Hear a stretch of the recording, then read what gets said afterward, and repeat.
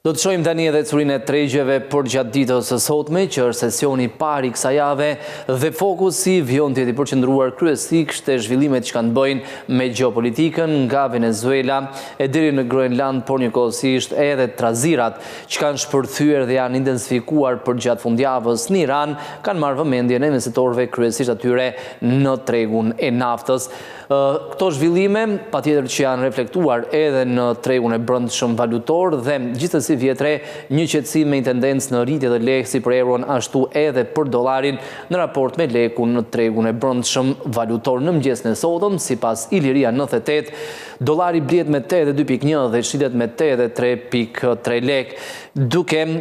pasur pak a shumë një qëndrueshmëri krahasuar me mbylljen e ditës së premte të javës kaluar. Edhe euro është e pandryshuar, blihet me 96.1, shitet me 97 lek, pati moneda europiane një tendencë në rritje në sesionin e ditës së premte të javës kaluar dhe vjon qëndrueshmëri në sesionin e sotëm. Franga zvicerane i është afruar nivelit të 103 lekëve në blerje, kuotohet në 102.9 lekë, ndërsa shitet në nivelin e 104 lekëve. Poundi britanik blihet me 110.2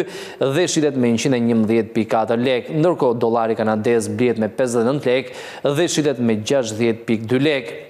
Dollari australian blihet me 54.8 dhe shitet me 55.8 lek. Jeni japonez është i pandryshuar, blihet me 0.5 dhe shitet me 0.54 lek, ndërsa lira turke ka fituar 200 arka në raport me lekun, blihet me 1.84, shitet me 1.96 lek dhe së fundmi juani kinez blihet me 10.95 dhe shitet me 11.77 lek në mëngjesin e sotëm sipas agjencisë së këmbimit valutor Iliria 98.